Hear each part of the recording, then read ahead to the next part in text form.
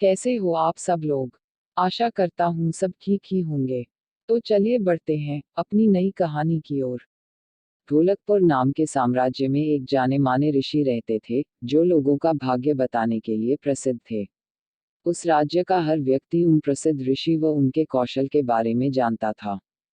एक दिन उस ऋषि के बारे में वहां के राजा को भी पता चला। राजा के मन में भी अपने भविष्य को जानने की इच्छा होने लगी।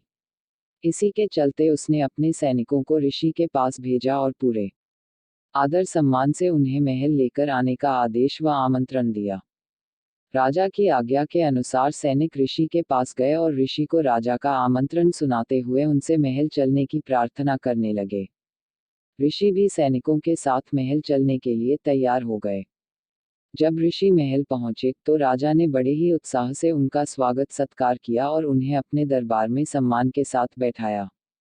जब ऋषि ने थोड़ा आराम कर लिया तो राजा ने ऋषि के सामने अपने मन की इच्छा रखी और उनसे अपने भविष्य के बारे में पूछा।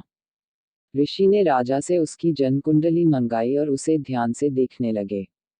कुछ देर तक राजा की कुंडली देखने के बाद प्रसिद्ध ऋषि ने राजा को बताया कि भविष्य में उनका भाग्य आशीर्वाद भरा हुआ है और जीवन में सब कुछ अच्छा ही होगा।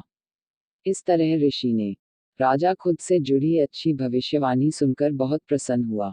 उसने खुश होकर ऋषि को सोने और चांदी का उपहार दिया। इसके बाद राजा ने ऋषि से अपने भविष्य से जुड़े दुर्भाग्य के बारे में पूछा। राजा के पूछे अनुसार ही ऋषि ने राजा के दुर्भाग्य से जुड़ी बातें भी बता दी। उन्हें सुनकर राजा बहुत क्रोधित हो गया। वह गुस्से में ऋषि पर चिल्लाने लगा और धमकाते हुए कहा कि इतनी बेतुकी बातें करने की आपकी हिम्मत भी कैसे हुई। राजा ने गुस्सा होते हुए अपनी तलवार निकाली और ऋषि की तरफ इशारा करते हुए कहा कि अब मुझे मेरी मृत्यु का समय बताओ। ऋषि समझ चुका था कि राजा अपना दुर्भाग्य सुनकर उस पर क्रोधित हो गया है। राजा की मृत्यु वाली बात सुनते ही वह शांति से कुछ गणना करने लगा। इसके बाद शांत स्वर में कहा, मेरी गणना और कौशल के अनुसार आपकी मृत्यु मेरी मृत्यु के ठीक 1 घंटे बाद होगी। राजा ऋषि की यह बात सुनकर हैरान हो गया। अब उसे अपनी गलती का एहसास होने लगा। उसने तुरंत अपनी तलवार नीचे रखी और ऋषि के साथ किए गए अपने दुर्व्यवहार के लिए उनसे माफी मांगी।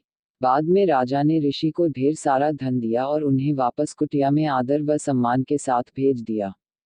इस कहानी से हमें यह सीख मिलती है कि मुश्किल परिस्थितियों में हमें समझदारी से काम लेना चाहिए और मन को शांत रखना चाहिए। यह हुनर हमें हर परेशानी से बाहर निकाल